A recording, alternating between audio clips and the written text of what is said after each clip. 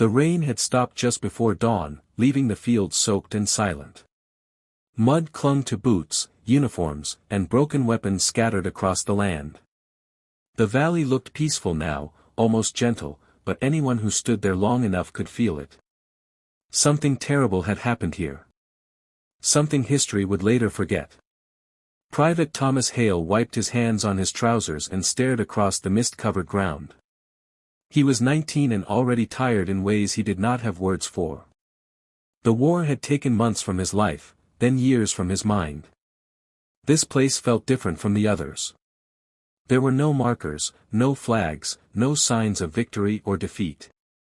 Just the quiet aftermath of a battle no one seemed eager to remember. The orders had been simple. Hold the valley. Delay the enemy. Buy time. No one had explained how important that time was or how many lives it would cost. The maps barely showed the location, and the officers spoke of it as if it were a minor position. But Thomas knew better now. Everyone who survived knew better. 2 days earlier, the valley had been alive with noise.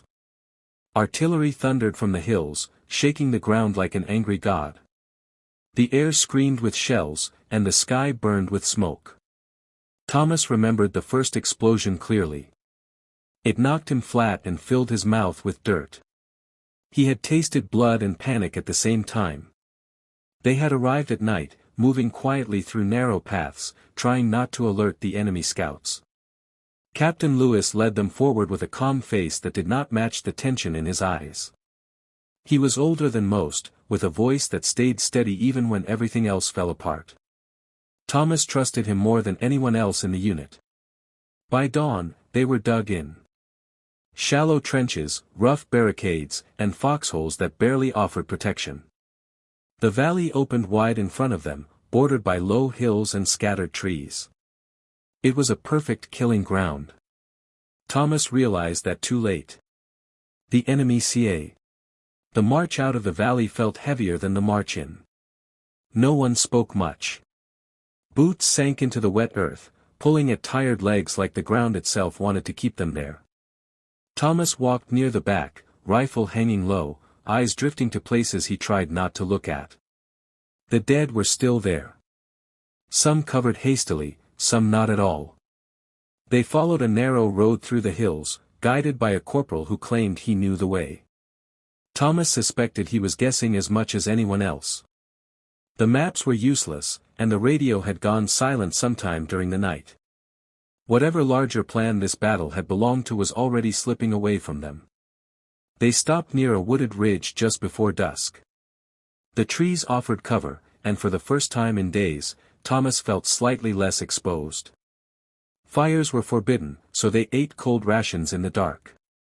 The food tasted like dust, but no one complained. Captain Lewis was carried on a stretcher made from rifles and coats. He drifted in and out of consciousness, his face pale, breathing shallow. A medic stayed close, doing what little he could with limited supplies. Thomas watched them quietly, feeling a tight knot in his chest. Lewis had held them together. Without him, everything felt uncertain. That night, Thomas dreamed of the valley. Not the battle, but the quiet before it. He saw the fog rolling low, heard birds calling in the distance. When he woke, his heart raced as if the guns had started again. It took a moment to remember where he was.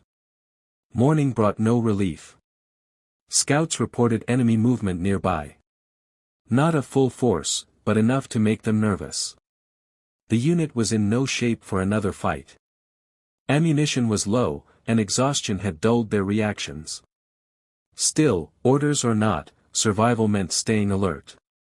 As the day wore on, small skirmishes broke out along the edges of the woods. Quick bursts of gunfire, then silence. Thomas fired only a few times, aiming more out of instinct than clear sight. The enemy. Weeks passed, but the valley refused to loosen its grip on Thomas's mind. The war shifted east, then south, and the unit was absorbed into a larger force. New faces filled the ranks, men who still spoke about the war in confident tones, who believed battles had clear meanings and clean endings. Thomas listened and said little. They moved through ruined towns where walls stood like broken teeth and streets smelled of smoke and rot. Civilians watched from doorways with hollow eyes, unsure whether to fear or ignore the soldiers passing through their lives. Thomas tried not to meet their gaze. He felt like an intruder in every place that still breathed. Combat returned in bursts. Ambushes along roads, artillery in the distance, sudden orders shouted over engines. Thomas fought when he had to, but something inside him had changed. Fear was no longer sharp. It was dull, constant, like an old injury that never fully healed. He followed commands, aimed, fired, and moved on. One evening, while stationed near a river crossing, Thomas was assigned night watch with a soldier named Miller. Miller was younger than him by a year, eager and restless. He asked questions about earlier battles, about what it was really like when things went bad. Thomas gave short answers at first, hoping the conversation would die. But Miller kept talking, filling the darkness with nervous energy. He spoke about home, about plans after the war, about how history would remember all of this. That last part made Thomas tense. "They'll write books about it," Miller said. "Movies too. Heroes, turning points, all that." Thomas stared out into the black water. "Not all of it."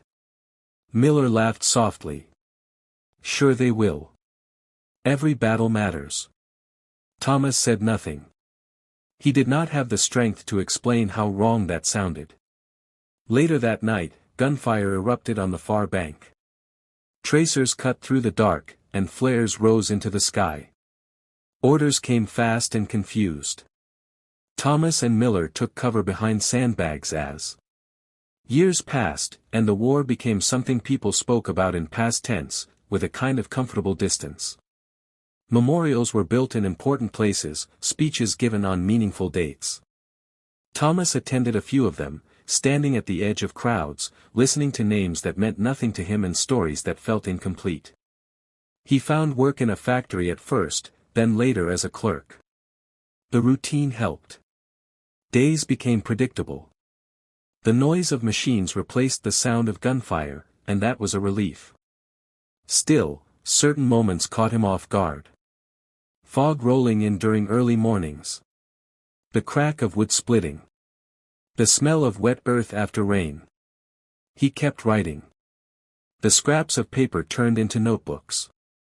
The notebooks filled a drawer, then a box. He wrote in plain language, avoiding drama. Just what happened, as he remembered it. Where they stood. Who spoke. Who did not make it out. He did not exaggerate or soften the truth. He wrote because accuracy felt like a form of respect. Sometimes he wondered if anyone would ever read it. Most days, that did not matter. The act itself was enough. One winter, Thomas received a letter from the family of a man he barely remembered. They had found his name in a list and were searching for anyone who might have known him. Thomas wrote back carefully, describing the man's quiet courage and the way he shared his last cigarette without complaint. It took him hours to choose the right words. The reply came weeks later. Simple gratitude. A sense of closure. Thomas sat with the letter for a long time, realizing something important. Memory had weight. It could hurt, but it could also heal. As he grew older, fewer people asked him about the war. Those who had fought were becoming rare, their voices softer, their stories harder to carry. History continued to simplify things, smoothing rough edges into something easier to teach and remember. One spring, Thomas returned to the valley. It took effort to find it. Roads had changed,